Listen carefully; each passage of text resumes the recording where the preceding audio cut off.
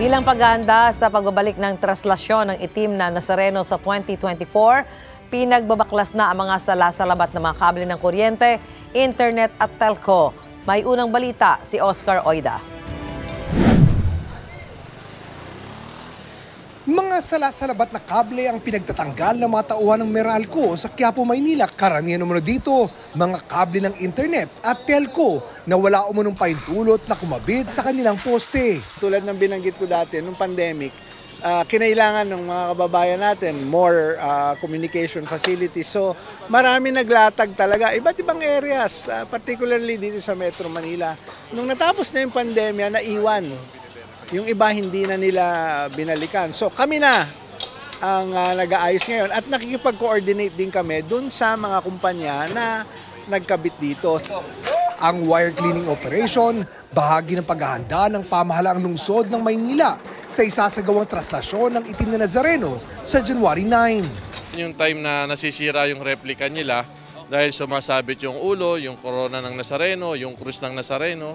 So magandang proyekto to ng Meralco na maiangat, masiayos yung mga wirings. Kung di raw nila gagawin ito, maaaring humantong pa ito sa mas malaking problema. Alam naman natin yung nangyari sa Binondo, di ba? Nagkaroon ng pagbagsak yung aming mga linya. Later on, it was determined na it was because of the heavy load. As a result of the unauthorized attachment primarily. Yun nga lang, kalagitnaan ng wire clearing operation na wala ng internet connection ng ilang tindahan sa lugar. As in, patay po talaga yung wifi namin ngayon. Kaya napilitan po ako nag-load para magkaroon ako ng pang Facebook tsaka pang testing ko sa sounds namin. Ano pakiusap mo? Sana makonect na nila?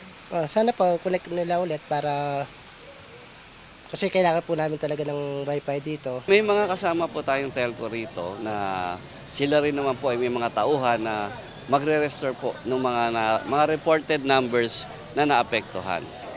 Matapos ang wire clearing, isusunod na raw ang iba pang lugar na dadaanan ng traslasyon.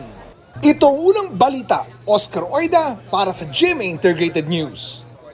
Mauna ka sa mga balita, bisitahin at mag-subscribe sa GMA Integrated News sa YouTube. Sa mga kapuso abroad, samahan nyo kami sa GMA Pinoy TV at sa www.gmanews.tv.